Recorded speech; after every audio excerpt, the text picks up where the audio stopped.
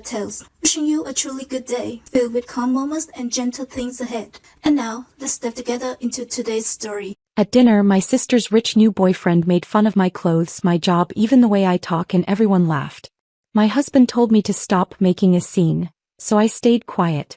But when the guy started bragging about his job, I took out my phone. The moment their proud smiles faded, I finally felt like I took my power back. Charming in a throwback kind of way. That's how Dominic described my accent in front of my entire family. My sister's new boyfriend, this polished private equity guy in a suit that cost more than my car payment, had just called me charming the way you'd call a garage sale fine charming. Quaint. Outdated. Worth a chuckle but not much else. Everyone laughed. My mother. My father. Vanessa, who was supposed to be my sister. Even Mateo, my own husband, squeezed my hand under the table and whispered, "Please don't make a scene. Don't make a scene." I'd spent 29 years not making scenes. 29 years being the practical daughter, the boring sister, the wife who knew when to stay quiet. And in that moment, sitting at my parents' perfectly set dinner table while a stranger mocked everything about me, I realized something. I was done being quiet. Because Dominic had no idea who he was actually talking to. None of them did. But I'm getting ahead of myself. Let me back up and tell you how I ended up at that dinner table in the first place, invisible in a room full of people who were supposed to love me. My name is Sienna. I'm 29, married to Mateo, and for most of my adult life, I've been the daughter my parents introduced last, if they introduced me at all. This is Vanessa, our youngest, my mother Patricia would say at charity events, her voice warm with pride. She works in luxury brand consulting. Just brilliant with her clients. Then she'd gesture vaguely in my direction. And this is Sienna, our practical one. Practical. The word landed like a diagnosis every single time. I learned to translate Harrington speak early. Practical meant boring. Stable meant unambitious. Our practical one meant the daughter we don't brag about at country club brunches. My younger sister Vanessa was never practical. Vanessa was magnetic, beautiful, ambitious in all the ways that photographed well and sounded impressive in conversation. She'd been the golden child since birth. Literally. My mother had her baby pictures professionally shot and framed throughout the house like museum pieces. My baby pictures were in a box somewhere in the attic. Vanessa worked in luxury brand consulting, which as far as I could tell meant telling wealthy people how to spend their money on things they absolutely didn't need. But it came with an impressive title and clients whose names you'd recognize from magazine covers. So my parents treated her career like she'd cured a disease. I worked in HR. Or at least that's what they thought. To my family, HR meant filing paperwork and planning office birthday parties. Administrative work for people who couldn't handle real business. My mother once described my job to her book club as helping with employee things. The way you describe a child's lemonade stand, sweet but not serious. They had no idea I'd left that corporate HR job 5 years ago. They had no idea I'd started my own company. They had no idea Streamwave Solutions, my HR tech platform that helped companies manage talent acquisition without drowning in spreadsheets and unconscious bias, had hit 8 figures in revenue last year. Why would they know? They'd never asked. My mother Patricia ran our family like a Fortune 500 corporation. Every Sunday dinner was a carefully orchestrated performance. The napkins were color-coordinated with the season. The wine came from her reserve collection, which she mentioned at least twice per meal. Even casual conversations were strategic moves in an endless game of appearing successful. The house itself was a monument to achievement, or at least the appearance of it. Original artwork on the walls, purchased because the artist was someone important my mother had met at a gala. Furniture that looked expensive because it was expensive, chosen by an interior designer whose name my mother dropped regularly. Everything curated, everything intentional, everything designed to broadcast success to anyone who walked through the door. My father Robert, semi-retired from investment banking, measured people the way jewelers appraise diamonds, quickly, calculating their worth based on observable markers. Your watch. Your shoes. Your posture. The firmness of your handshake. I'd watched him size up Vanessa's boyfriends a dozen times, his eyes tracking details while his mouth made polite small talk. I'd felt him size me up too over and over, and watched him find me wanting every single time. I didn't measure up in the Harrington value system. Not because I'd failed but because I succeeded quietly in ways they couldn't brag about. I chose what they thought was a safe HR career instead of something entrepreneurial. I married Mateo, a high school history teacher with a genuine love for his students and a Midwestern earnestness that read as unsophisticated to my parents. Clearance rack dresses to dinners where arrived in design that cost more than my monthly mortgage. At family gatherings, my mother introduced Vanessa first, listing her accomplishments like auction items. Then she gestured to me with that tight smile mothers give disappointing children and say, "And this is Sienna, our practical one. The disappointment. The boring daughter. The one who'd settled." Mateo tried so hard to fit in. Every Sunday he'd put on his nicest button-down shirt, the one I'd ironed carefully that morning, and attempt conversation with my father about the economy or current events. But his teacher's salary and genuine kindness made him easy to dismiss in my parents' world. "Still shaping young minds, Mateo?" my father would ask with the exact enthusiasm someone reserves for discussing dental procedures. "Yes, sir," Mateo would reply, trying to match my father's energy. "We just started a unit on the civil rights movement. The students are really engaged with the primary sources." "That's nice," my father would interrupt, already turning away to refill his scotch glass. My mother was worse in her own quiet way. She'd smile tightly whenever Mateo mentioned his students, as if public education was something unfortunate that happened to other people's families. Something vaguely embarrassing like financial trouble or a relative in rehab. I'd watch my husband shrink a little more each Sunday. His shoulders would curve inward. His voice would get quieter. His hand would find mine under the table, squeezing gently, our silent code for "we're surviving this together." We were surviving. Barely. But I never told him about Streamwave Solutions. Never mentioned the late nights I spent refining code and pitching to investors. Never showed him the bank statements or the acquisition offers from major investment firms. I kept it hidden the same way I kept everything hidden at these dinners. Silent, small, taking up as little space as possible. Why bother sharing success with people who'd already decided you were a failure? Vanessa cycled through boyfriends the way other people changed seasonal decorations. Every few months, a new one would appear at Sunday dinner. Polished, wealthy, impressive in exactly the ways my parents valued. Investment bankers. Tech startup founders. Men who used words like disruption and synergy like they were casting actual spells. My parents treated each of Vanessa's relationships like potential merger opportunities. My father would grill her boyfriends about their career trajectories and investment strategies. My mother would mentally calculate their social value, already planning which friends to introduce them to at her next charity gala. Meanwhile, my marriage to Mateo, built on actual love and partnership instead of resumes and stock portfolios, was treated like a consolation prize. "At least she's settled," my mother told her book club friend last year while I stood in her kitchen arranging cheese on a platter. She said it like I'd given up on life at 29. Like marrying a teacher and working in what she thought was corporate HR was the emotional equivalent of early retirement. I pretended not to hear. I was excellent at pretending. I pretended not to notice 1,000 other small cruelties. The way my father's eyes glazed over when I spoke. The way my mother seated me at the far end of the table during holiday dinners, positioned between elderly relatives hard of hearing and children too young for adult conversation. The way Vanessa's smallest accomplishments were celebrated with champagne while my actual achievements went completely unnoticed. But I kept a mental ledger. Every dismissal, every condescending comment, every time I was introduced as our practical one, I filed it away like receipts in a folder marked evidence of everything wrong with this family. I told myself it didn't matter. I'd risen above their shallow obsession with status and appearances.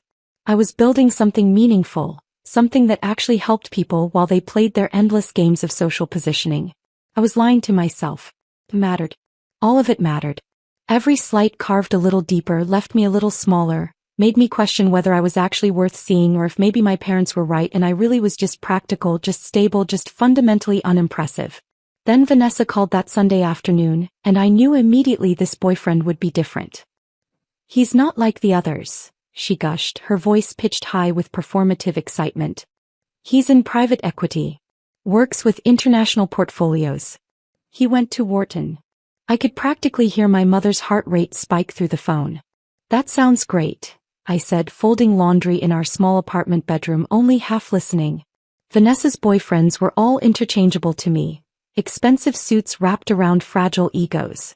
Mom's already planning the entire dinner, Vanessa continued. She wants everything perfect. You're still coming Sunday, right? As if I had a choice. As if skipping Sunday dinner was ever actually an option in the Harrington family. When I told Mateo about the upcoming dinner, he sighed the way people do when facing something inevitable and unpleasant. He was grading papers at our kitchen table, red pen in hand, looking tired in that specific way teachers do in October when the school year's initial enthusiasm has worn off but winter break is still impossibly far away. Maybe this one will be decent, he offered without looking up from a student's essay about the American Revolution. I didn't have the heart to tell him that decent wasn't what my parents valued. Impressive was. Successful was. Wealthy was. Decent was just another word for practical, and we both knew how that word translated in Harrington speak. That evening, I stood in front of our bedroom closet staring at the same navy dress I'd worn to the last 3 family dinners. It was simple, appropriate, inoffensive. It was also completely invisible, exactly like me at these gatherings. I caught my reflection in the full-length mirror and barely recognized the woman staring back. When had I become so small? When had I started apologizing for my existence just by walking into a room? My phone buzzed. A text from my mother. Dinner at 6 sharp. Don't be late. And Sienna, please make an effort with your appearance. First impressions matter. I'd been having Sunday dinners with my parents for 29 years. Apparently, I still hadn't made a good first impression. Sunday arrived with the inevitability of a dental appointment. Mateo drove us to my parents' house in silence, his hands gripping the steering wheel a little too tightly. I stared out the window, watching familiar neighborhoods blur past, each house bigger than the last as we got closer to the Harrington estate. Estate. That's what my mother called it. To everyone else, it was just a large house in an expensive suburb, but Patricia Harrington didn't do modesty. We pulled into the circular driveway at 5:58. 2 minutes early, which in my mother's world meant we were cutting it dangerously close. The house looked like Martha Stewart had staged an intervention. Candles flickered in every window, their warm glow carefully calculated to suggest both elegance and welcome. Classical music drifted from somewhere inside, something orchestral and expensive sounding. Even the front door wreath looked professionally arranged, autumn leaves and berries positioned with the kind of precision that suggested someone had been paid well for their time. My mother opened the door before we could knock. She was wearing her important guest pearls, the strand she reserved for impressing people who mattered. Her hair was perfect, her makeup flawless, her smile bright and completely artificial. "Darling," she said, kissing my cheek while her eyes performed a rapid full-body scan of my outfit. I watched her smile tighten microscopically when she registered the familiar navy dress. The same one. "How lovely," she said, her tone conveying the exact opposite. "Mateo, wonderful to see you." She ushered us inside with the efficiency of someone managing traffic flow at an event. The dining room table was visible from the entryway, and I could already see it was set with military precision. Crystal glasses caught the candlelight. Silverware was arranged in perfect alignment. The napkins, burgundy because autumn, were folded into some elaborate shape I couldn't identify.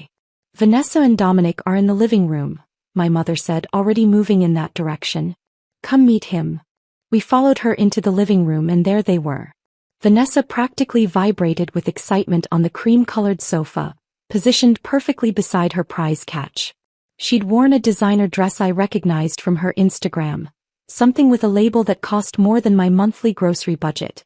Her makeup was camera-ready, her hair styled in loose waves that had probably taken an hour to achieve but were meant to look effortless. And beside her sat Dominic Laurent. 32 according to Vanessa's breathless phone summary. Tan in that way that suggested recent tropical vacations or expensive tanning memberships.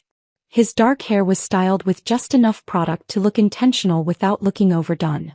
He wore a charcoal suit that fit him so perfectly it could only be custom-tailored, paired with a watch that caught the light when he moved his wrist.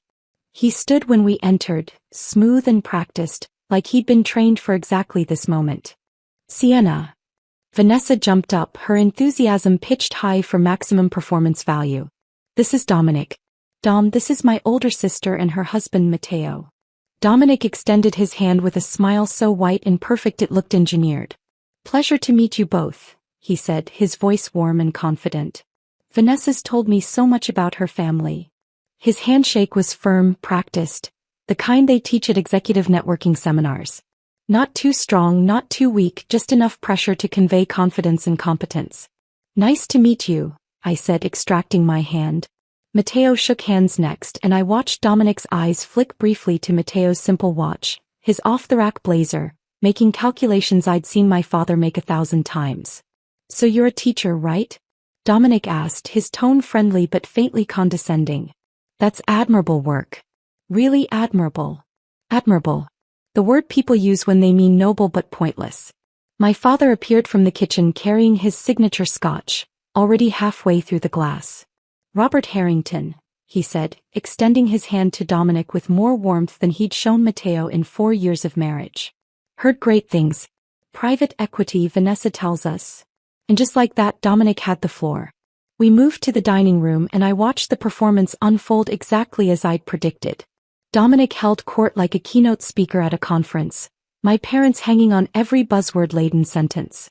The landscape right now is all about strategic diversification, Dominic said, swirling his wine with casual expertise. You can't just throw capital at opportunities anymore. It's about leveraging predictive analytics to optimize cross-sectoral positioning. My father leaned forward, enchanted. That's exactly right. Too many people chase trends without understanding fundamental value propositions. I had no idea if my father actually understood what Dominic was saying, or if he was just matching energy with someone who sounded impressive. My mother's eyes glittered with satisfaction, the same look she got when her charity galas exceeded fundraising goals. This was exactly what she wanted for Vanessa. Not love, not partnership, but this.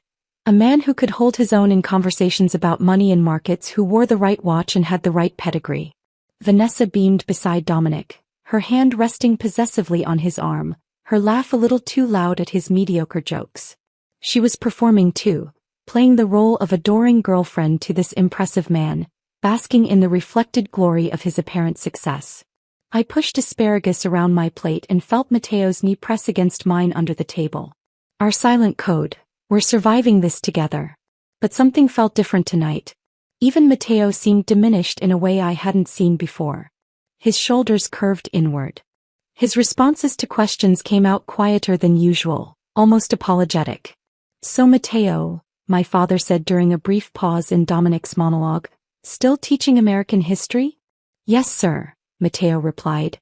We just started a unit on Reconstruction. The students are really engaging with the primary source materials. That's good, my father interrupted, already turning back to Dominic. So you were saying about the acquisition pipeline? I watched Matteo's face close off slightly, retreating into himself the way he always did at these dinners. Then Dominic's attention shifted and I felt the temperature in the room drop. So Sienna, he said, his tone still friendly but edged with something sharper, more assessing. Vanessa mentioned you work in HR? The way he said HR made it sound like I managed a complaints department at a call center. Yes, I said, keeping my voice even and professional. I handle talent acquisition and employee relations for a tech company. Ah, tech. Dominic nodded slowly, condescendingly. Must be interesting. You know, I consult with a few tech startups on the side, mostly on the business development end. The HR side is so administrative, you know? Important work, obviously, but not exactly where the real strategy happens. I felt Matteo tense beside me. Someone has to make sure the strategists don't end up in harassment lawsuits, I said lightly. The table offered polite chuckles. That nervous, performative laughter that signals everyone knows an insult just landed but no one wants to acknowledge it. Dominic smiled wider. Touché. But seriously, have you ever thought about pivoting? You seem smart. Maybe transition into something more growth-oriented? Business operations, maybe strategic planning. Before I could respond, my mother jumped in. Sienna's always preferred stability over risk, she said, her voice warm but dismissive. She's very practical that way. There it was again. Practical. The word that defined my entire existence in this family. The table murmured agreement. My father nodded like she'd made an excellent point. Vanessa smiled sympathetically, as if my career choices were a chronic condition she'd learned to accept. I felt something crack inside my chest. Small but significant, like the first fracture in a dam before the whole thing breaks. Dominic wasn't finished. Well, nothing wrong with practical, he said, though his tone suggested otherwise. But you know what they say, real success requires calculated risks. That's how wealth is actually built. He gestured vaguely at the expensive dining room, the implication clear. This is what success looks like, and you'll never achieve it by playing it safe. My father raised his glass slightly in agreement. Dominic turned his attention back to Matteo. And teaching man respect. Seriously. Teachers are heroes. Underpaid heroes, but heroes. He chuckled, shaking his head. I actually considered teaching once, you know. During my gap year before Wharton. Thought I'd do teach for America, give back to the community. But then I realized I could make more impact through capital allocation, you know? Help more people by creating jobs and economic opportunity. My father actually nodded like Dominic had just shared profound wisdom. Matteo's jaw tightened, but he said nothing. His knee pressed harder against mine under the table. The dinner continued, and Dominic's condescension grew bolder with each course. He commented on my dress during the salad course. That's a cute dress, Sienna. I love that color, so classic. Very timeless. Cute. Timeless.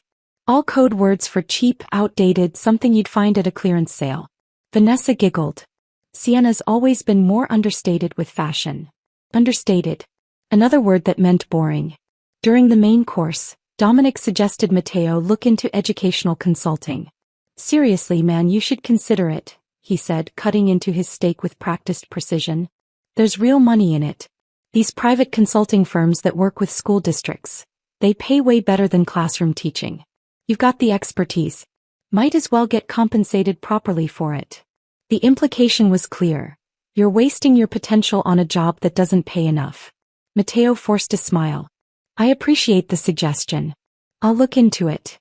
But he wouldn't. We both knew he loved teaching, loved his students, loved the actual work even if the salary was modest. Then came the comment that finally broke something in me.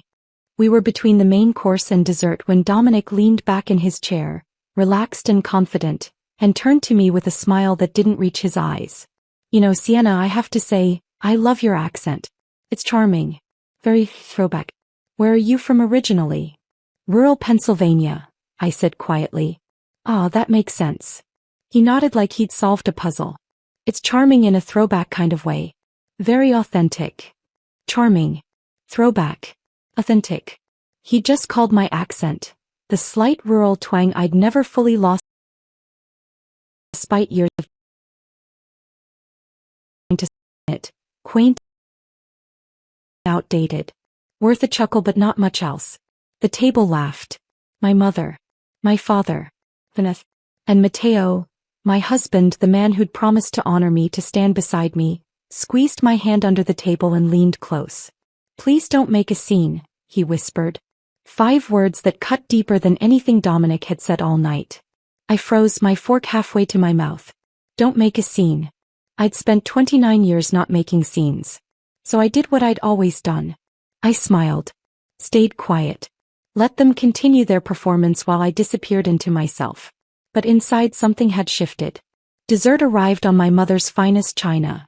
Individual servings of tiramisu arranged with the kind of precision that suggested she'd special ordered them from that Italian bakery downtown she loved to mention in conversations. The one where the pastry chef trained in Milan. My mother served each plate personally, a ritual she performed when she wanted to emphasize her role as the perfect hostess. She set one in front of Dominic with a warm smile, then moved around the table with decreasing enthusiasm until she reached me. Enjoy, she said to the table generally, settling back into her seat. Dominic leaned back in his chair, radiating the relaxed confidence of someone who'd won every argument simply by showing up. He dominated the entire dinner, held court for nearly 2 hours, and now he looked completely at ease, like a king surveying his kingdom. He swirled his wine, the deep red catching the candlelight, and launched into what was clearly meant to be his closing argument for why he was the most impressive person in the room. So I'm actually in the middle of this massive acquisition right now, he announced, his voice carrying that casual authority people use when they're about to brag. My firm's acquiring this mid-tier software company, Stream something. Can't remember the exact name off the top of my head. My fork stopped halfway to my mouth. It's a decent logistics platform, he continued, completely oblivious. Nothing revolutionary but solid fundamentals. We're planning to gut the existing structure, bring in new leadership, restructure the tech stack, and flip it for triple the valuation. Classic value extraction play. He said it so casually, like he was discussing weekend golf plans, completely unaware that he was describing my company. My company. Streamwave Solutions. The platform I'd built from absolutely nothing 5 years ago when I'd left a toxic corporate HR job and risked everything. Our savings, our stability, my reputation, to create something meaningful. Something that actually helped people. The company that had consumed my nights and weekends for half a decade. The one I'd coded myself in the beginning, sitting at our kitchen table at 2 a.m. because I couldn't afford to hire developers yet.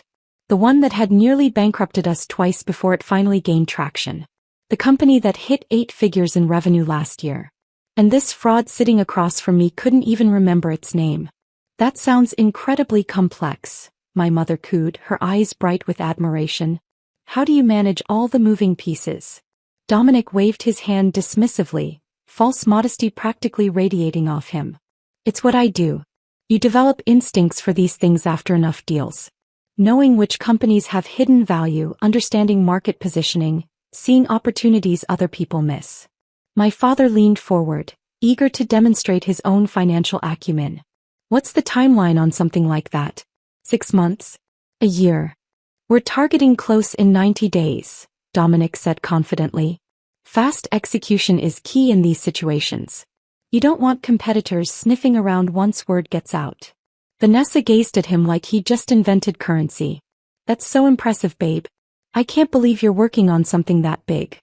I sat there, my fork trembling slightly in my hand, feeling a rage so pure and cold it sharpened every thought in my head to crystal clarity. Because I knew, absolutely, unquestionably knew, that Dominic Laurent had zero connection to the actual acquisition team at Apex Capital Partners. I'd sat through every single meeting with Apex. 5 months of negotiations, presentations, due diligence sessions. I'd reviewed every document, every contract draft, every organizational chart. I'd shaken hands with the managing directors, the legal team, the financial analysts. I knew the names of their assistants. I knew which partner took her coffee black and which one had a daughter starting college in the fall. Dominic's name had never appeared once. Not in emails. Not in presentations. Not in the legal paperwork. Not in casual conversation. Not anywhere. He was lying. Completely, entirely, brazenly lying. Using my company, my work, my sacrifice, my success, as a prop to impress my family. And they were believing him. Eating it up like starving people at a feast, asking follow-up questions, nodding approvingly, treating him like the successful one while I sat invisible at the other end of the table. The daughter who'd never amounted to anything was actually the CEO he was pretending to have power over. The irony was so sharp it could draw blood. The key, Dominic continued, warming to his subject, is understanding that mid-tier companies like this one don't know their own value. They're usually run by people who stumbled into success. Right place, right time, but no real business sophistication. Our job is to professionalize the operation and unlock the real potential. People who stumbled into success. I'd worked 16-hour days for 2 years straight to build Streamwave. I taught myself advanced coding. I'd pitched to 47 investors before finally getting funded. I'd personally handled customer support calls at midnight because we couldn't afford to hire anyone yet. But sure, I'd stumbled into it. My mother sighed contentedly. It's wonderful to see young people with such drive and vision. Don't you think so, Robert? Absolutely, my father agreed, raising his glass slightly toward Dominic. This is exactly the kind of strategic thinking that separates successful people from everyone else.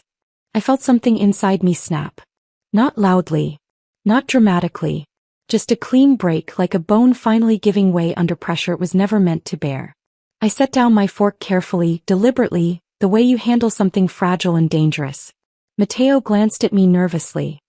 He knew my expressions well enough to sense the shift, even if he didn't understand what was causing it yet. I pulled out my phone slowly, ignoring his questioning look. My hands felt steadier than they had in years as I navigated to my email and opened the folder labeled Apex Acquisition. 5 months of correspondence, all meticulously organized. team rosters, organizational charts, meeting notes, legal documents, everything I needed. Dominic, I said, my voice cutting through his monologue like a knife through silk. The table went quiet. Everyone turned to look at me, surprised to hear me speak with such clarity, such purpose. Dominic blinked, clearly not expecting to be interrupted. A flicker of irritation crossed his face before he smoothed it back into politeness. What firm did you say you work for? I asked, my tone conversational, almost friendly. He straightened slightly, probably thinking I was finally engaging with his brilliance. Apex Capital Partners. Why do you ask? And you're leading the Streamwave acquisition? That's right. His confidence was already returning, that smug certainty that he could talk his way through anything. Why, do you know someone there? I smiled. Not the tight, performative smile I'd worn for 4 years of Sunday dinners. Not the polite mask I put on to keep peace. This was something else entirely. Something sharp and true and finally free. Something like that, I said softly. I turned my phone screen toward him, holding it steady so everyone at the table could see if they leaned forward. The email was open, pulled up to the acquisition team roster. Official Apex Capital Partners letterhead at the top. A complete list of every person involved in the Streamwave deal, from managing directors down to junior analysts. That's interesting, I continued, my voice still calm, still conversational, because I'm the founder and CEO of Streamwave Solutions. And according to these documents, which I have because I've been in active negotiations with Apex for 5 months, you're not on the acquisition team. Dominic's face went still. Actually, I said, scrolling deliberately, letting the silence build around us like rising water, you're not listed as employed by Apex Capital Partners at all. I pulled up another document, the company directory I'd received just last week, complete and current. In fact, I added, my voice still quiet but carrying clearly in the dead silence, according to public SEC filings, you were terminated from Apex 6 months ago for ethics violations. The room went nuclear silent. Not polite dinner silent, where people pause their conversation out of courtesy. This was the kind of silence that follows explosions. When everyone's ears are ringing and reality hasn't caught up yet. When the world has fundamentally shifted and no one knows quite how to process it. Dominic's tan face drained of color, going from bronze to the shade of old newspaper in seconds. My mother's wine glass trembled in her hand, the red liquid threatening to spill over the rim. My father's mouth opened and closed soundlessly, like a fish trying to breathe air. Vanessa stared at Dominic, her expression shifting from confusion to horror in slow motion, every emotion playing across her perfect features as the truth settled in. And Matteo looked at me like he was seeing his wife for the first time in 4 years of marriage. Really seeing me. The woman who'd been invisible at this table for so long had just become the only person in the room that mattered. I kept my phone steady, the evidence clear and indisputable on the screen. And I waited. Dominic's mouth opened and closed twice before any sound came out. There must be some kind of misunderstanding, he finally managed, his voice lacking all the smooth confidence that had carried him through dinner. Corporate structures are complicated. Sometimes names don't appear on every document. These aren't just any documents, I interrupted, my voice still calm, still steady. These are official team rosters. Legal filings. Communication logs. Your name isn't missing by accident, Dominic. It's missing because you were never part of this deal. His face had gone from newspaper pale to flushed red, panic setting in as his carefully constructed facade crumbled in real time. I wasn't done. Not even close. My fingers moved across my phone screen with absolute certainty, pulling up another file. The adrenaline flooding my system should have made my hands shake, but instead they felt steadier than they had in years. Like I'd been preparing for this moment my entire life without knowing it. Actually, Dominic, I have more here, I said, scrolling through the documents I'd saved months ago during my due diligence research. SEC filings are public record, you know. Anyone can access them if they know where to look. I turned the screen toward the table again, angling it so everyone could see clearly. The document header read, Securities and Exchange Commission, Employment Termination Disclosure. This is from 6 months ago, I explained, my voice taking on the tone I used in business presentations, clear, factual, impossible to argue with. Apex Capital Partners filed this disclosure as required by law when they terminated a senior employee for cause. I scrolled down to the relevant section, where Dominic's full name appeared in black and white. You were let go for falsifying client reports and misrepresenting deal involvement to secure personal bonuses, I read aloud. The investigation found you'd been claiming credit for acquisitions you had no role in, inflating your performance metrics and creating fictional client relationships. Vanessa made a small wounded sound, something between a gasp and a whimper. The kind of noise that escapes when something inside you breaks suddenly and completely. My mother sat frozen, her perfect hostess mask finally cracking like porcelain under pressure. Her mouth was slightly open, her eyes wide, all her careful composure shattered. My father stared at Dominic with an expression I'd never seen before, the look of a man who'd just realized he'd been thoroughly fooled. His analytical mind was clearly recalculating everything, running the numbers on how badly he'd misjudged this situation. So the billion-dollar deal you've been bragging about? I continued, my voice still eerily calm. That's my company. The company I founded 5 years ago. The company I built from nothing while working 70-hour weeks. The company that's actually in acquisition talks with Apex, except you have zero connection to it. I looked directly at Dominic, holding his gaze. You've been lying about everything. The silence that followed was absolute. Even the classical music that had been playing softly in the background seemed to have stopped, though that might have just been my perception narrowing to this single moment. Dominic's jaw worked soundlessly. His hands gripped the edge of the table, knuckles white. Then he stood abruptly, his chair scraping against the hardwood floor with a sound so harsh it made my mother flinch. You don't know what you're talking about, he said, but his voice had lost all its authority. It came out thin, desperate, the sound of a man drowning and grasping for anything to keep himself afloat. You're taking things out of context. Those documents don't tell the whole story. I'm literally showing you official SEC filings, I replied, still seated, still calm, still holding every bit of power in the room. What context makes fraud acceptable? Vanessa found her voice then, small and shaking, nothing like the confident woman who'd walked in here 2 hours ago. You told me you were promoted, she said, staring at Dominic like she was seeing a stranger. Last month you said they made you a managing director. You showed me an email. Babe, I can explain. Don't call me that. Her voice cracked. Don't you dare call me that right now. Dominic turned to her, reaching for her hand across the table, but Vanessa pulled away like his touch burned. You said you were leading deals, she continued, her voice getting stronger even as tears started sliding down her cheeks, ruining her perfect makeup. You said you were traveling for client meetings. Where were you actually going? He didn't answer. Couldn't answer. I leaned forward slightly, drawing his attention back to me. Explain what, Dominic? I asked, my voice soft but cutting. That you're a fraud? That you've been using my company, my actual work, my actual success, to impress my family while spending the entire evening mocking everything I've built? While calling my job administrative busywork and suggesting I'm not smart enough to do real strategy. The words hung in the air like smoke from a gunshot, drifting through the dining room and settling over everyone present. My mother's carefully controlled expression finally shattered completely. Her face went through a rapid series of emotions: shock, horror, embarrassment, and something that might have been shame. My father set down his scotch glass with a heavy thunk, the sound abnormally loud in the silence. Then Patricia Harrington found her voice. When she spoke, it carried the cold, absolute authority of a woman who'd spent decades managing social disasters and protecting the family image above all else. This was her domain, and someone had violated it in the worst possible way. Get out of my house. 3 words.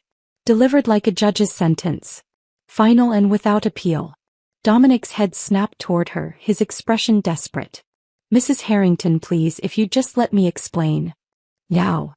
My mother's voice could have frozen water. Get out of my house now. Dominic looked around the table desperately, searching for an ally, someone to defend him or at least question my evidence. Someone to give him the benefit of the doubt. He found nothing but shocked faces and averted eyes. My father wouldn't look at him, staring instead into his scotch like it contained answers to questions he should have asked hours ago. Vanessa had turned away completely, her shoulders shaking with silent sobs. My mother's face was carved from ice, her judgment absolute. Even Matteo, who usually tried to see the best in people, looked at Dominic with something like disgust. Dominic grabbed his jacket from the back of his chair with shaking hands. His movements were jerky, uncoordinated, nothing like the smooth confidence he'd displayed all evening. "This is a misunderstanding," he muttered, more to himself than to anyone else. "I can clear this up. I'll send you the real documents, you'll see." "Leave," my mother repeated, standing now, her full height and presence commanding the room. "And don't contact my daughter again. Any of my daughters." Dominic looked at Vanessa one last time, his expression pleading, but she wouldn't turn around. He walked to the front door, his footsteps echoing through the suddenly too quiet house. The door opened, closed. The sound echoed through the dining room like a period at the end of a very long, very painful sentence. And then he was gone. In the silence that followed, I could hear everything with strange clarity. The ticking of my mother's antique clock in the hallway. The soft sound of Vanessa crying. My father's heavy breathing. The blood rushing in my own ears. My mother sank back into her chair slowly, moving like someone much older than she was. Her hands were folded on the table in front of her, gripping each other so tightly her knuckles had gone white. My father poured himself another scotch with mechanical precision, his movements automatic like a man going through familiar motions while his brain rebooted everything he thought he knew. Vanessa's tears were quiet but steady, the kind of crying you do when you realize you've been publicly humiliated. When you've been thoroughly fooled and everyone witnessed it. And Matteo sat beside me, his presence suddenly different than it had been all night. His hand found mine under the table, not the warning squeeze from earlier but something else. Something that felt like support. Like awe. Like he was finally actually seeing me. His eyes were wide, his expression a mixture of shock and what looked like fear. Not fear of me but fear of how wrong he'd been. How thoroughly he'd underestimated the woman he'd married. The silence stretched out, heavy and complicated, filled with too many emotions to name. Finally my mother spoke, her voice barely above a whisper, stripped of all its usual authority and control. "Why didn't you tell us?" I looked at her directly, meeting her eyes for maybe the first time in years without immediately looking away. "About your company," she continued, her voice shaking slightly. "About any of this. About who you really are." The question hung in the air between us, loaded with years of assumptions and dismissals and casual cruelties. I could have said so many things. I could have listed every time they'd talked over me, every accomplishment they'd ignored, every moment they'd introduced me as our practical one, while celebrating Vanessa's smallest achievements. But I didn't. Instead I said simply, "You never asked." The truth of it settled over the table like ash after a fire. Soft and gray and impossible to brush away. They'd never asked because they'd never thought to ask. Never imagined I could be anything more than what they'd decided I was. Practical, boring, safe, small, settled, disappointing. The daughter who didn't quite measure up. Except I'd measured up just fine. They'd just been using the wrong ruler. The silence after those words, "You never asked," felt like it had physical weight pressing down on everyone at the table. Vanessa was the first to move. She pushed back her chair with a scraping sound that broke the stillness, stood without looking at any of us and walked toward the stairs. I watched her go, her movements stiff and mechanical like someone in shock trying to remember how their body worked. Her footsteps on the stairs were heavy, deliberate. Then came the sound of her old bedroom door closing. Not slamming, just closing with a finality that somehow felt worse than anger would have. A moment later I could hear the muffled sounds of crying through the ceiling. Soft at first, then louder, the kind of crying that comes when you finally stop trying to hold it together. My mother stood abruptly, her chair scraping back. She began clearing plates with sharp, angry movements that had nothing to do with actual cleaning and everything to do with needing something, anything, to do with her hands. Silverware clattered against china with jarring loudness. A fork fell to the floor and she left it there, moving to the next plate with jerky, aggressive efficiency. My father sat completely motionless, still staring into his scotch glass like it held answers to questions he hadn't known existed an hour ago. His face had gone slack, all the usual analytical sharpness replaced with something that looked like genuine confusion. Matteo finally spoke, his voice low and uncertain. "We should probably go." He said it gently, like someone trying not to startle a wounded animal. His hand was still holding mine under the table, but the grip felt different now. Less supportive, more desperate, like he was anchoring himself to something familiar while everything else shifted around him. My mother stopped mid-motion, a dessert plate suspended in her hands. She stood frozen like that for a long moment, staring at the half-eaten tiramisu, before setting it down carefully on the sideboard. "Wait," she said. Something in her voice was different. Smaller. All the usual command and authority had drained out of it, leaving behind something I'd never heard from Patricia Harrington before. Uncertainty. "Sienna, she stopped, her mouth opening and closing as she searched for words that apparently didn't exist. Her hands gripped the edge of the sideboard, knuckles white. "I need to understand." She turned to face me fully, and I saw that her perfect composure had completely shattered. Her eyes were red-rimmed. Her lipstick had worn off hours ago.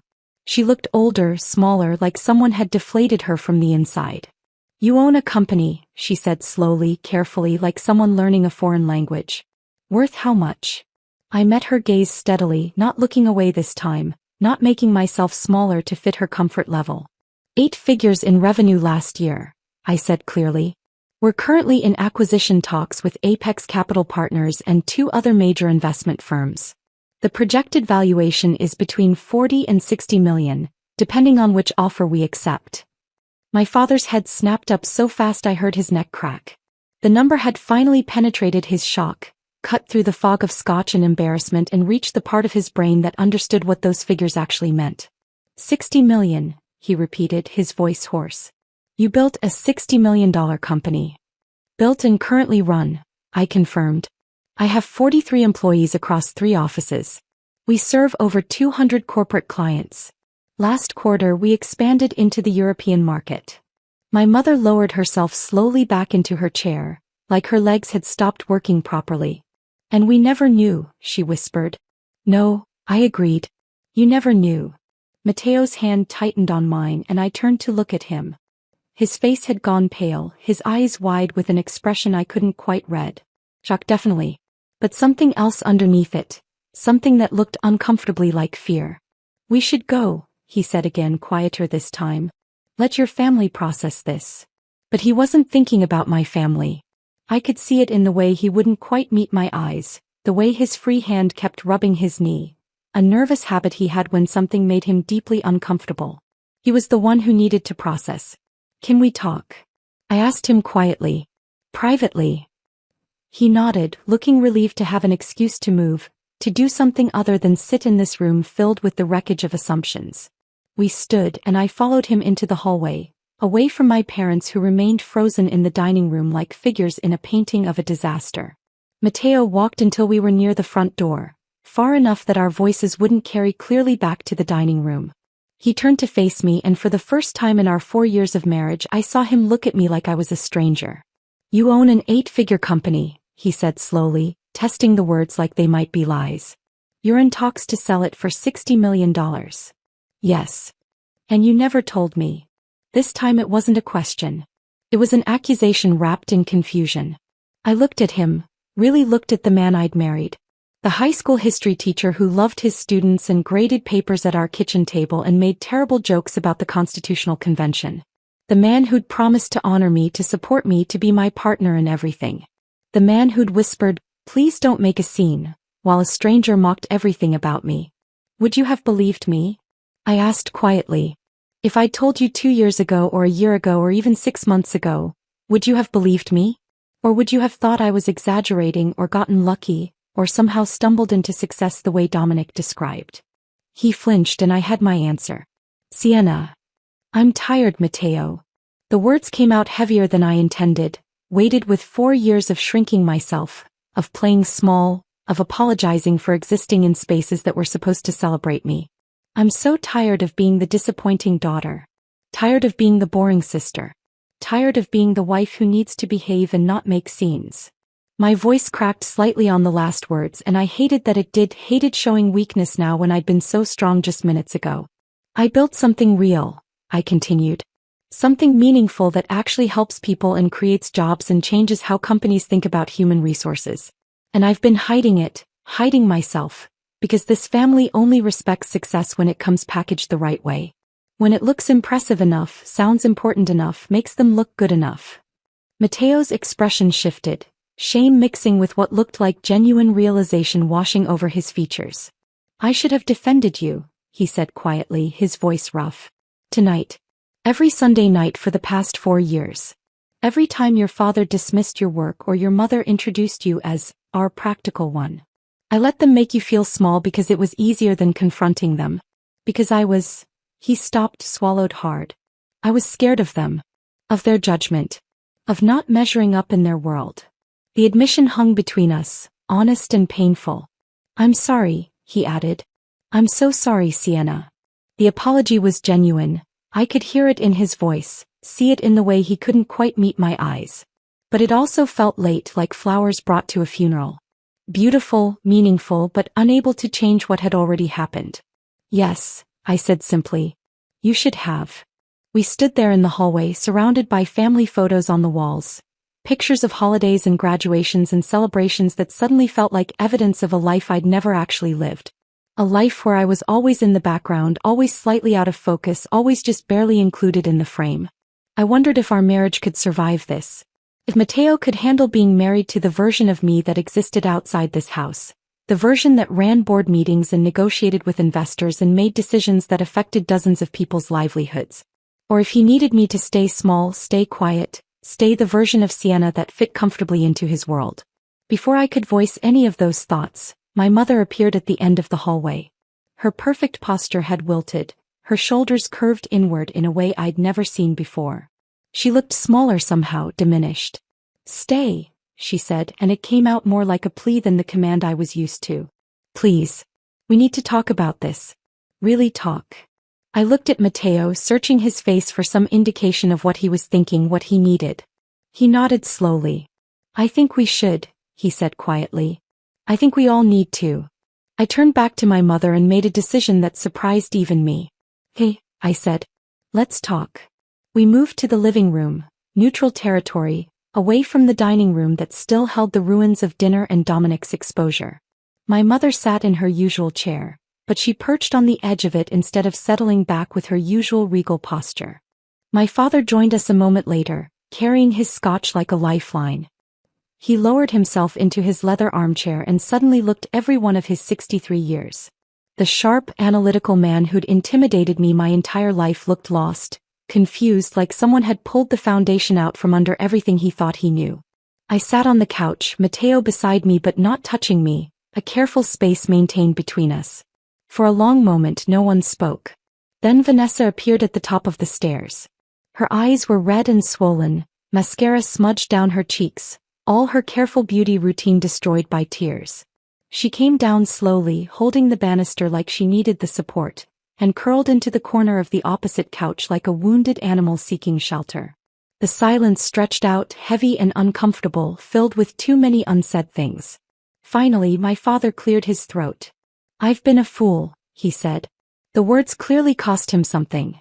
Robert Harrington had built his entire identity on being right, on being smarter than everyone else in the room, on understanding value and worth with precision. We've been fools, he continued, looking at my mother, then at me. We measured you by standards you never agreed to. We ignored everything that didn't fit our narrow definition of success. And his voice cracked slightly. We made you feel invisible in your own family. My mother nodded, and I saw tears threatening her carefully applied mascara. I thought I was teaching you girls to be strong, she said softly. To be ambitious. To reach for success. But I was just teaching you to perform. To put on a show for everyone else instead of building something real. She looked at Vanessa, then turned her gaze to me. And somewhere along the way I stopped seeing my daughters. I stopped seeing you as people and started seeing you as projects to manage. Accomplishments to showcase. Extensions of my own image instead of human beings with your own paths. The admission hung in the air, raw and painful and years overdue. And for the first time in my life I saw my mother cry. I didn't sleep well that night. Mateo and I had driven home from my parents' house in silence, the kind that felt less comfortable than suffocating. He tried to hold my hand across the center console, but I'd pulled away, not angry, just exhausted. Too tired to comfort him when I had nothing left for myself.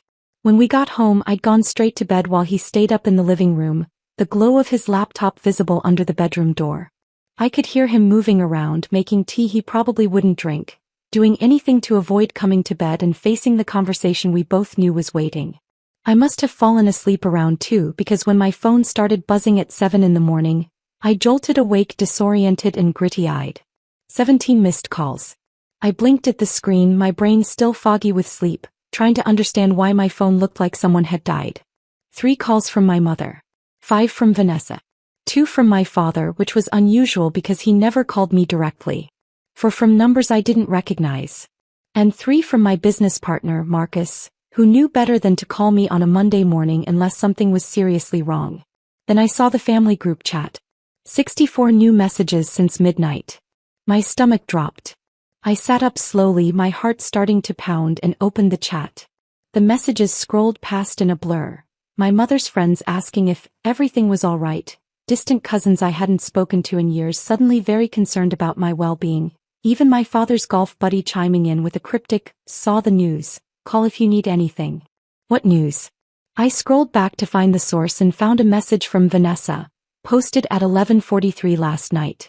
"I'm so sorry. Emma posted about dinner. It's everywhere." My hands went cold. I opened my personal social media, something I rarely checked, and saw that I'd been tagged in dozens of posts overnight. The notifications kept coming, my phone buzzing continuously in my hand like something alive and angry. The original post was from Emma Chin, Vanessa's friend who'd apparently stopped by during dessert. I vaguely remembered her poking her head into the dining room to say hello to my mother before the Dominic situation exploded. She'd witnessed everything. And she'd posted about it.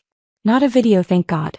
But a detailed blow-by-blow account written with the kind of breathless excitement people reserve for witnessing car crashes or celebrity meltdowns. "Just witnessed the most insane family dinner of my life," Emma's post began. "The quietest woman at the table, literally has said maybe 5 words all night, absolutely destroyed her sister's rich boyfriend by casually revealing she's secretly a millionaire and he's been lying about everything." The silence that followed. I can't. The man went from bragging about acquiring her company, that he didn't know was hers, to getting kicked out of the house in under 5 minutes. This woman is my new hero. The post had been shared 4,000 times. 4,000. It had hundreds of comments, people I'd never met discussing me like I was a character in a TV show they were binge-watching. This is the energy I need in 2024. The quiet ones are always the most dangerous. I need this woman's name so I can apply to work for her company. Imagine spending a whole dinner mocking someone and then finding out they're your boss's boss's boss. My phone buzzed again. A text from Marcus, my business partner. "You're a meme. Check Twitter. Also call me ASAP." With shaking hands I opened Twitter. The quiet tech CEO was trending. Someone had found my LinkedIn profile and posted a screenshot. Another person had found Streamwave Solutions' website and shared it with the caption, "This is the company the fraud was pretending to acquire." A third had created a whole thread analyzing power moves by underestimated women in male-dominated spaces. I was being celebrated as some kind of folk hero for introverts and overlooked women everywhere. One tweet with 20,000 likes read, "She sat there through an entire dinner of insults and just waited for the perfect moment to pull out receipts. This is chess, not checkers." Another, "The fact that her own husband told her not to make a scene and she still took this man down is incredible." She said, "I'm making the scene." I felt like I was watching my life become public property in real time, like someone had taken my most private family moment and turned it into entertainment for strangers. My bedroom door opened quietly. Matteo stood there holding 2 mugs of coffee, his hair messy from sleep, his expression cautious. "You're awake," he said softly. "I thought I heard your phone." "I'm trending on Twitter," I said, my voice flat. He winced. "I know. I've been up for a few hours. I wanted to let you sleep, but, yeah. It's everywhere." He crossed the room and sat on the edge of the bed, offering me one of the mugs. The gesture felt significant somehow, like he was trying to rebuild something he'd let crack through years of neglect. I took the coffee but didn't drink it, just wrapped my hands around the warm ceramic and stared at my phone screen. "You're trending," Matteo said again unnecessarily.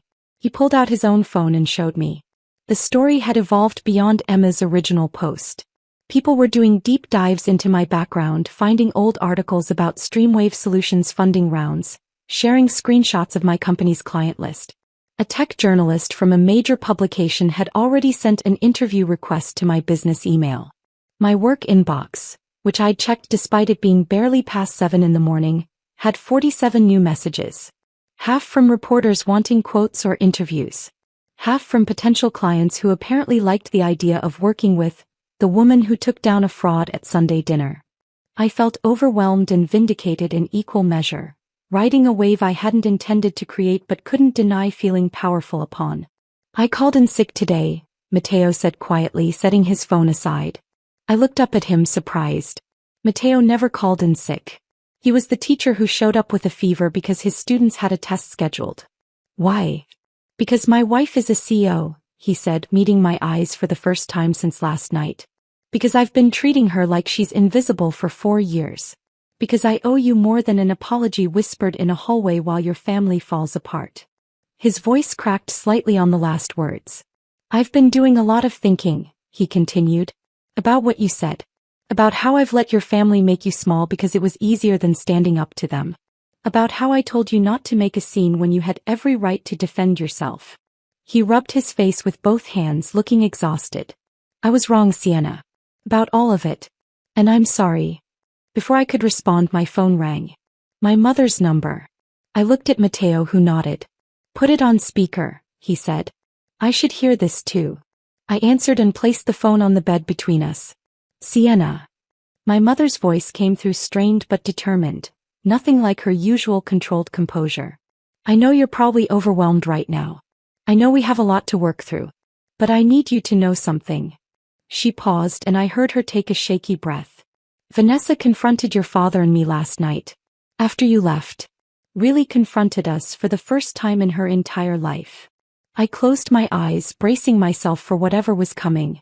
She said we'd created a family where only certain kinds of success mattered, my mother continued, her voice getting thicker. Where she felt constant pressure to date impressive men and have an impressive career just to earn our approval. She said she's been performing for us her whole life and she's exhausted. I heard my mother's breath hitch.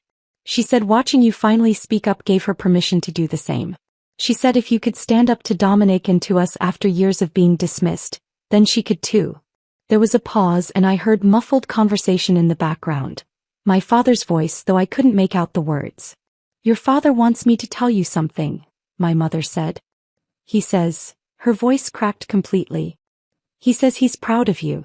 That he's always been proud, he just didn't know how to show it.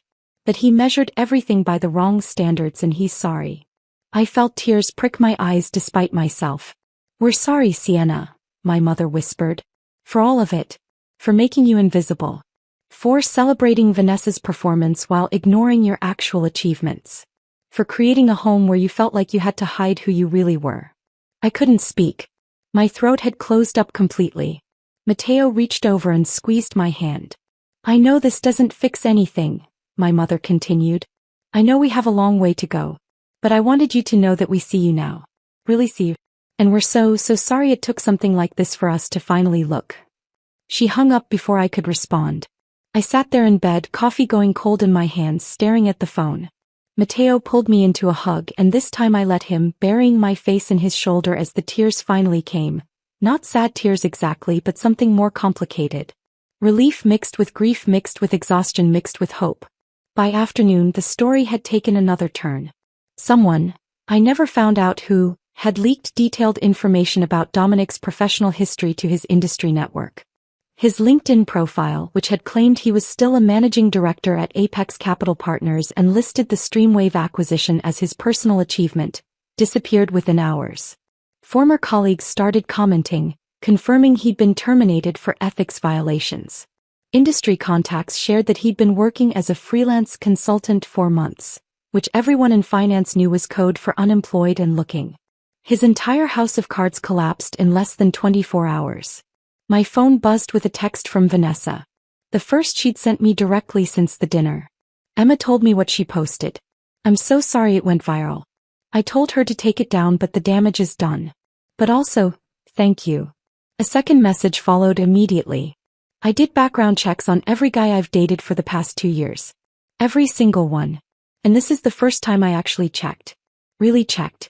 And you saved me from making the biggest mistake of my life. Then a third message. Also, I applied for a real job today. Junior marketing coordinator at an actual company. No more fake consulting. No more pretending to be something I'm not. No more dating guys to impress mom and dad. I stared at the messages, feeling something shift in my chest. Maybe truth didn't just expose lies. Maybe it freed the people trapped inside them. The week that followed felt surreal, like living in the aftermath of an earthquake where everything looked the same but nothing was quite stable. The viral posts eventually died down, replaced by newer controversies and celebrity gossip. My inbox slowly returned to manageable levels. The media requests tapered off after I politely declined all of them through Marcus, who handled it with his usual efficiency. But the real changes were happening quietly in places the internet couldn't see. Vanessa texted me every day. Small things at first. Memes, screenshots of job applications, a photo of her in business casual clothes with the caption, "Is this too boring for an interview?" But then the messages got deeper. Longer. More vulnerable. "I've been thinking about why I dated guys like Dominic," she wrote on Thursday. "I think I needed dad to be proud of me. Needed mom to show me off. And I let that need turn me into someone I don't even recognize. I didn't know what to say to that, so I just sent back a heart emoji and, 'I'm here if you want to talk.'" He called me that night. We talked for 2 hours about things we'd never discussed before. The pressure of being the favorite, the loneliness of performing constantly, the fear of being ordinary. "You were always braver than me," she said quietly near the end of the call. "You just did what you wanted without needing their approval. I couldn't do that. I needed their approval too," I admitted. "I just stopped waiting for it." On Saturday morning my mother called. "Sunday dinner," she said without preamble. "Just the 4 of us. No performances, no guests, no expectations. Just family." She paused and I could hear her take a breath. "Will you come? Please." Mateo was watching me from across the kitchen table, his coffee halfway to his mouth, clearly trying to read my expression. "Hey," I said. "We'll be there." When we pulled into my parents' driveway Sunday evening, my stomach was tight with nerves despite everything. Some habits die hard and years of dreading these dinners had left their mark. But something was different the moment my mother opened the door. She was wearing jeans. Actual denim jeans, not the designer kind she wore to charity brunches, but regular worn-in Levi's paired with a simple navy sweater. Her hair was pulled back in a casual ponytail instead of her usual styled perfection. No pearls. Minimal makeup. She looked more like a regular mom than I'd ever seen her. "Sienna." "Mateo." She stepped forward and hugged me longer than usual, holding on like she was afraid I might disappear. When she pulled back, I saw her eyes were red-rimmed, like she'd been crying recently, but they were clear. Focused. "Thank you for coming," she said, and her voice cracked slightly on the last word. Inside the house felt different. Quieter. Less staged. Like someone had finally turned off the show lights and let reality seep back in. The dining room table was set simply. No elaborate centerpiece, no color-coordinated napkins, no crystal glasses that cost more than my monthly utilities. Just regular dishes, regular silverware, a simple vase with grocery store flowers. And the smell coming from the kitchen was unfamiliar. "Dad cooked," Vanessa said from behind me, and I turned to see her standing in the living room doorway. She looked younger somehow. She'd pulled her hair into a messy bun, wore minimal makeup, and was dressed in leggings and an oversized sweater instead of her usual designer ensemble.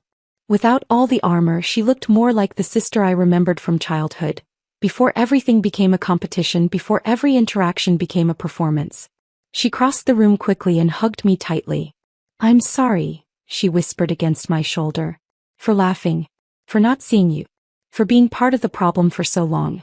For everything." I hugged her back, feeling my throat tighten. "I know. It's okay." "It's not okay," she said, pulling back to look at me. "But I'm going to try to do better. We all are." My father appeared from the kitchen wearing an apron that said, "Kiss the cook." A gag gift from years ago that I'd never actually seen him wear. He had a dish towel slung over his shoulder and looked slightly frazzled in a way that was oddly endearing. "Dinner's almost ready," he announced. "I made pot roast.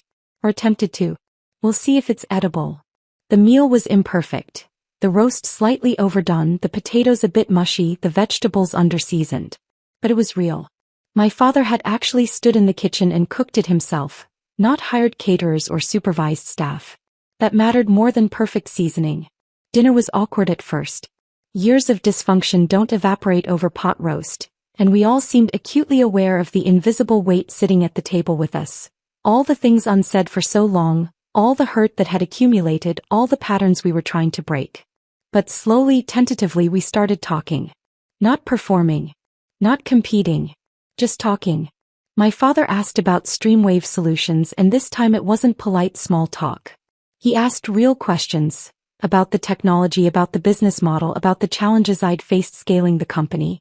He listened to my answers with genuine curiosity, asked follow-up questions that showed he was actually trying to understand. How did you handle the funding rounds? He asked. That must have been intense, especially starting from nothing. I found myself explaining the early days, the 47 rejections before we finally got funded, the nights I'd spent perfecting pitch decks while working full-time to keep the lights on. My father listened intently, nodding. That took real courage, he said quietly. More than I had at your age. My mother asked Matteo about his students, and this time she didn't have that tight smile. She actually engaged with his stories, laughed at the funny parts, asked genuine questions about his teaching philosophy. There's this kid in my third period, Matteo said, warming to his subject the way he always did when talking about his students. Came in convinced he hated history. Thought it was all dead people and memorizing dates. But we've been doing this project where they research their own family histories, and he discovered his great-grandfather was part of the Tuskegee Airmen. That's wonderful, my mother said, and she actually meant it. What a gift to help kids connect with their own stories. Vanessa shared about the job she'd applied for, junior marketing coordinator at a mid-size firm, nothing glamorous or impressive by our family's old standards, but real and stable and honest. I'm terrified, she admitted, pushing food around her plate. I don't even know if I'm good at anything real. Everything I've done for the past 5 years has been smoke and mirrors. What if I can't actually do normal work? Her voice was small, vulnerable in a way I'd never heard from her. My mother reached across the table and took her hand. Then you'll learn, she said firmly. You'll make mistakes and you'll learn from them and you'll get better. And we'll be here while you do. Really here, not just watching and judging from the sidelines. Supporting you. Believing in you. She squeezed Vanessa's hand. Not performing for us, she added quietly. Just being you. Vanessa's eyes filled with tears and she nodded. After dinner, my father asked me to step outside with him. We moved to the back patio, the evening air cool and quiet, carrying the scent of autumn leaves and distant wood smoke. He stood at the railing, hands in his pockets, staring out at the yard. The landscaping lights had come on automatically, casting everything in soft amber. I owe you more than an apology, he said finally, not looking at me. More than just saying I'm sorry and hoping that fixes things. He turned to face me and I saw how uncomfortable he was with this kind of emotional honesty. It would have been funny if it wasn't so sad. This man who'd commanded boardrooms and negotiated million-dollar deals, struggling to tell his daughter how he felt. I measured your worth by standards I didn't even believe in, he continued. I built my whole life around wealth and status and appearances. And then I forced those metrics onto my daughters without ever asking what you actually wanted. What would make you happy? His voice was rough, strained. You built something meaningful, Sienna. You took risks I was too afraid to take. You succeeded by actually helping people, not just moving money around. And he stopped, swallowed hard. I mocked you for it. Dismissed it. Made you feel small because I didn't understand it. Because it didn't fit into my narrow definition of success. I could see how much the admission cost him. I'm proud of you, he said, his voice cracking. So incredibly proud. I should have said that years ago. Should have celebrated what you were building instead of comparing you to some imaginary standard that didn't even matter. I felt tears prick my eyes and didn't try to blink them back this time. I needed to hear that, I said quietly. For so long I needed to hear that. He nodded, his own eyes wet. I know. And I'm sorry I made you wait. We stood there in comfortable silence as the evening darkened around us, and for the first time in my entire life, I felt truly seen by my father. Before Matteo and I left, my mother pressed a small envelope into my hand. Read this when you get home, she said. Please. In the car I opened it carefully. Inside was a letter. 3 pages of my mother's precise handwriting, the same script that had addressed 1,000 charity gala invitations and thank you notes. But this was different. Dear Sienna, it began. I've started this letter a dozen times and deleted it a dozen times trying to find the right words. But I've realized there are no right words for what I need to say. There's just the truth. The letter went on for 3 pages, unflinching and honest in a way I'd never seen from my mother. She admitted to years of emotional manipulation disguised as high standards. Apologized for creating a home where love felt conditional on performance. Acknowledged that she'd spent so long controlling how the family looked that she'd forgotten to see who we actually were. I've started therapy, she wrote near the end. I'm trying to understand why I needed everyone to be perfect instead of just letting them be real. Why I measured my worth as a mother by how impressive my daughters appeared instead of how happy they were. The last paragraph was simple. I don't expect forgiveness immediately. I just want you to know I'm trying to change. That I see the damage I've done and I'm committed to doing better. You deserved better from me. You always did. She'd signed it simply, Mom. I folded the letter carefully and slipped it into my purse. That's a start, I said quietly to myself. Not a resolution. Not a fairy tale ending where everything was suddenly perfect. But a genuine beginning. Mateo reached over and took my hand as we drove home through the quiet streets. Your family's actually trying, he said, and he sounded surprised. Yeah, I agreed, lacing my fingers through his. So are we. 3 months passed like pages turning in a book I was still learning to read. The acquisition closed in early December, finalized with signatures and handshakes and champagne in a conference room that overlooked the city. I'd negotiated to stay on as CEO through the transition period and beyond, maintaining control of the company's direction while gaining the resources to scale faster than I'd ever imagined possible. Marcus had hugged me after the final signing, whispering, "You did it. You actually did it." And I had. On a cold January morning, I stood in my corner office at Streamwave Solutions, newly renovated, twice the size of my old space, looking out over the city skyline. Snow was falling lightly, dusting the buildings in white, and I tried to recognize the woman reflected faintly in the glass. She looked taller somehow. More solid. Less like someone apologizing for taking up space. The viral story had faded from the internet's collective memory, replaced by newer scandals and fresher content. But it had left ripples in its wake. Unexpected opportunities that kept appearing like gifts I hadn't asked for but was learning to accept. Speaking invitations from women's business organizations. Mentorship requests from young entrepreneurs who saw themselves in my story. Messages from strangers who felt invisible in their own families, thanking me for showing them it was possible to speak up. A business magazine had reached out last month wanting to do a profile. The quiet CEO who became an unlikely voice for the underestimated. I'd hesitated, my instinct still to stay small, stay private, stay invisible. But then I'd remembered that dinner. That moment when I'd finally stopped shrinking. And I'd said yes. Not because I wanted fame or attention. But because I'd learned that staying silent didn't protect you. It just made you smaller. And maybe my story could help someone else find their voice sooner than I'd found mine. My assistant, Claire, knocked gently on the open door. Your sister's here for lunch, she said with a smile. Thanks. Send her in. Vanessa appeared a moment later, bundled in a winter coat, her cheeks pink from the cold. She'd cut her hair shorter, wore less makeup, dressed in business casual instead of designer labels. She looked more real somehow. More herself. Hey, she said, crossing the office to hug me. Sorry I'm late. The subway was a nightmare. You took the subway? I raised an eyebrow. The old Vanessa would have taken an Uber and expensed it to our parents. She laughed. I'm on a budget now. Real job, real salary, real life. It's shockingly humbling. We'd started meeting for lunch every week after that first Sunday dinner, slowly rebuilding a relationship we'd never really had. Learning each other as adults instead of competitors. Discovering we actually liked each other when we weren't performing for an audience. I ordered sandwiches from the cafe downstairs, and we settled into the chairs by the window, the city spread out below us. So how's the job? I asked, unwrapping my turkey sandwich. Vanessa's face lit up in a way I'd never seen before. Genuine excitement, not the performative enthusiasm she used to display. It's good. Really good, actually.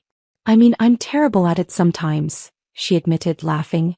Last week I completely messed up a client presentation because I forgot to save the final version. Had to present the draft with typos and missing graphics. It was mortifying. What happened? My boss helped me fix it and we rescheduled. And then she sat me down and gave me actual constructive feedback instead of just firing me or making me feel worthless. Vanessa shook her head, still seeming amazed by this. And you know what's weird? I actually care about getting better. Like, I went home and practiced my presentation skills. Watched YouTube tutorials. Asked for extra training. She paused, picking at her napkin. I spent so long performing for mom and dad that I forgot what it felt like to just be, she said quietly. To fail and try again without an audience judging whether I'm impressive enough. To work on something because I want to improve, not because I need to prove my worth. I understood completely. We'd both been performing different roles our entire lives. Her as the golden child, me as the disappointment. But we'd both been equally trapped in the script our parents had written. I'm glad you're finding yourself, I said. The real you. She smiled, but it was tinged with sadness. I'm 27. Feels late to be figuring out who I actually am. Better late than never. I guess. She took a bite of her sandwich, chewed thoughtfully. Mom asked if we'd both come to dinner next Sunday. Together, I mean.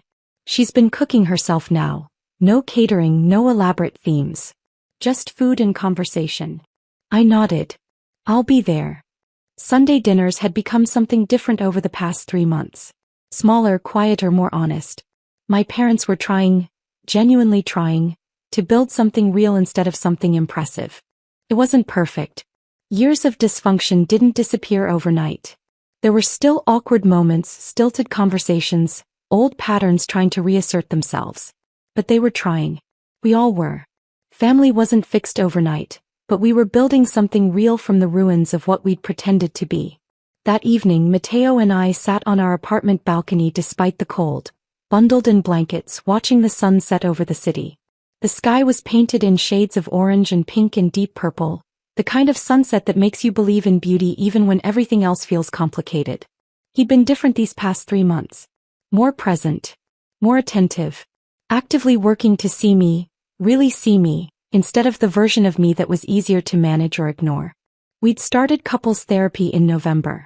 Once a week, sitting in a small office with a kind woman named Dr. Martinez, working through years of unspoken resentments and unmet needs. It was hard work. Painful sometimes. But necessary. I'm proud of you, Mateo said quietly, breaking the comfortable silence. I turned to look at him. For what? Not for the company or the money or any of that, he said, meeting my eyes. I'm proud that you stopped making yourself small for people who should have celebrated you from the beginning. He took my hand, lacing our fingers together. Including me, he added, his voice rough. Especially me. I should have seen you. Should have defended you. Should have made you feel like you were enough exactly as you were. I leaned into him, resting my head on his shoulder, feeling the weight of being truly seen for the first time in my adult life. It was terrifying and exhilarating in equal measure. I'm proud of me too, I admitted quietly. That's new. He kissed the top of my head. Good. You should be. We sat in comfortable silence as the sun disappeared below the horizon, the city lights beginning to twinkle on one by one. My phone buzzed in my pocket. A text from Vanessa. Thank you for today. For being patient with me while I figure myself out. I love you. I smiled and typed back, love you too. Later that night, unable to sleep despite my exhaustion, I pulled out my mother's letter from the nightstand drawer where I'd kept it for the past 3 months. The paper was soft now from repeated handling, the folds worn. I'd read it dozens of times, finding new meaning in the words each time. The apologies were specific, detailed, honest in a way that suggested real self-reflection rather than performative guilt designed to make herself feel better. She'd written about her own mother, the pressure she'd felt to be perfect, the way she'd internalized those impossible standards and passed them down to us without realizing the damage she was doing. I thought love meant pushing you to be better, she'd written. I didn't understand that real love means accepting who you already are. At the bottom of the final page, she'd added something that had stuck with me since the first reading. I spent your whole life teaching you that a lady knows when to speak and when to listen. I was wrong. A strong woman knows when her voice matters, and then she uses it regardless of who's uncomfortable. I folded the letter carefully and placed it back in the drawer, an artifact of transformation that I'd probably keep for the rest of my life. For 29 years I'd been the quiet one. The invisible daughter who learned early that her voice didn't matter as much as her sister's. The disappointing child who could never quite measure up to standards she'd never agreed to. The wife who needed to behave to not make scenes, to keep the peace at the cost of her own dignity. But silence was never weakness. It was strategy. It was observation. It was gathering strength while everyone else assumed I had none. And when I'd finally spoken, when I'd finally stopped shrinking myself to fit their comfortable expectations, I hadn't just exposed one liar. I'd freed an entire family from the prison of perfection they'd built around themselves. My parents were learning to be real instead of impressive. Vanessa was discovering who she was beneath the performance. Mateo was learning to see me instead of the idea of me he'd married. And I was learning that my voice had always mattered. I'd just been waiting for the right moment to use it. The quiet ones aren't weak. We're not invisible because we lack substance. We're not silent because we have nothing to say. We're just strategic, patient, observant, waiting for the moment when our words will have the most impact. And when that moment comes, when we finally decide to speak, to stand up, to take up the space we've always deserved, we don't miss. We don't waver. We don't apologize. We just tell the truth. And the truth, I'd learned, is the most powerful weapon anyone can wield. I turned off the bedside lamp and settled into bed beside Mateo, who was already asleep, his breathing slow and even. For the first time in my adult life I felt at peace with who I was. Not perfect. Not impressive by anyone's standards but my own. Just real. Just enough. Just me. And that, finally, was more than good enough. This story of quiet power and perfect timing had you hooked. Hit that like button right now. My favorite part was when Sienna calmly pulled out her phone and revealed she was the CEO Dominic was lying.